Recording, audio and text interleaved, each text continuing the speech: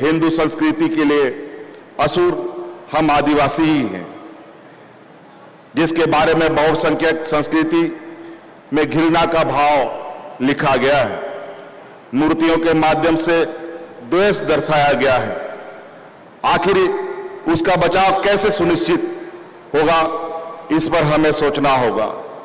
धन बल होता तो जैन पारसी समुदाय जैसे अपनी संस्कृति को हम बचा पाते। ऐसे में विविधता से भरे हुए समूह पर विशेष ध्यान देने की हमें जरूरत है।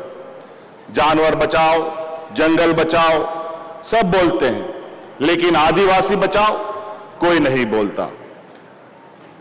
आदिवासी बचाओ, जंगल भी बच जाएगा, जानवर भी बचेंगे। सबकी नजर हमारी जमीनों पर है। हमारी जमीन पर ही अनेकों प्रकार के खनिज संपदाएं हैं, चाहे वो लोहा हो, चाहे वो अब्रक हो, चाहे कोयला हो, चाहे यूरेनियम हो।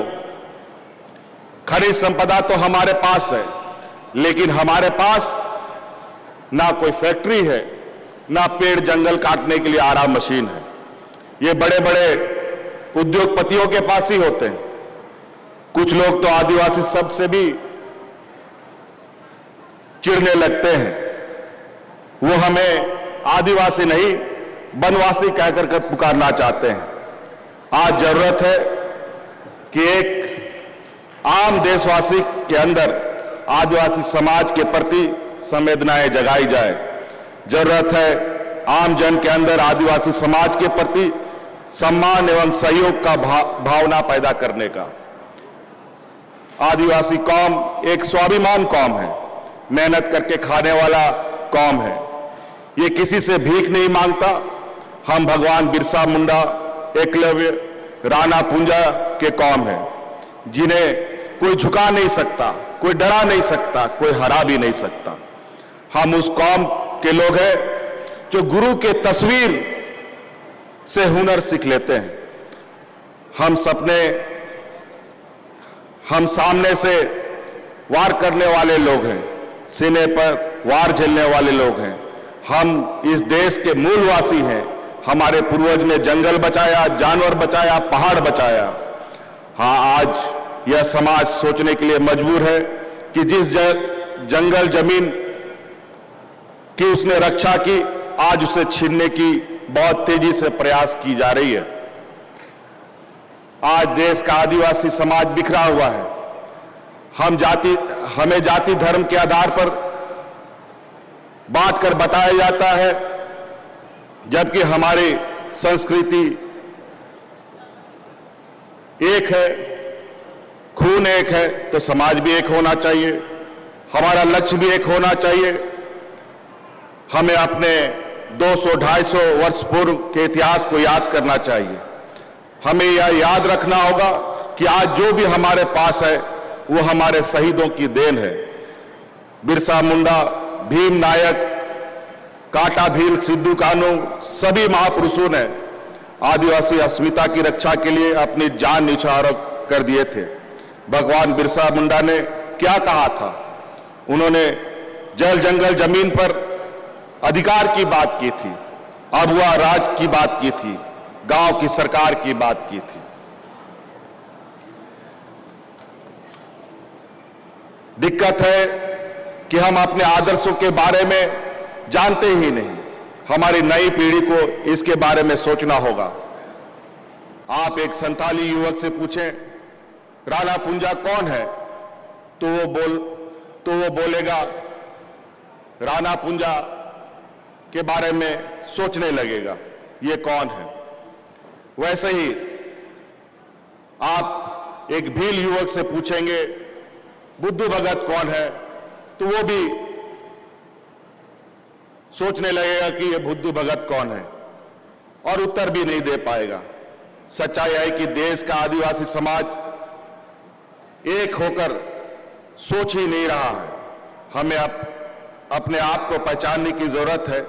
जातिवाद, पार्टीवाद, क्षेत्रवाद से ऊपर उठकर हमें सोचना होगा। आपस में हमें हमेशा मिलकर रहना, यह हमने सबों को बताया है। कितना व्यापक है आदिवासी विचारधारा, इसे सिर्फ आप हमारे अभिवादन में प्रयुक्त होने वाले शब्दों से जान सकते हैं। जोहार बोलकर हम संस्कृति की जय बोल रहे हैं, सभी की जय की बात कर रहे हैं। मैं तो चाहता हूं कि सभी लोग आदिवासी गैर आदिवासी अभिवादन के लिए जोहार शब्दों का प्रयोग करें। आदिवासी समाज के समक्ष सबसे बड़ी समस्या क्रेडिट की है, उपलब्धता की रहती है तथा हम अपने आदिवासी लोगों को साहूकारों महाजनों के भरोसे नहीं छोड़ सकते। मिशन मोड में कार्यक्रम चलाकर हम किसान क्रेडिट कार्ड उपलब्ध करा रहे हैं। छात्र छात्राओं को पढ़ने के लिए राशि उपलब्ध करवाने हेतु गुरुजी क्रेडिट कार्ड योजना लेकर आने वाले हैं। मैं अपने समाज को जानता हूं, अपने लोगों को समझता हूं। मुझे पता है बैंक से लोन लेना प्राप्त करना मेरे युवक साथियों के लिए कितना कठिनाई पूर्ण रहता है।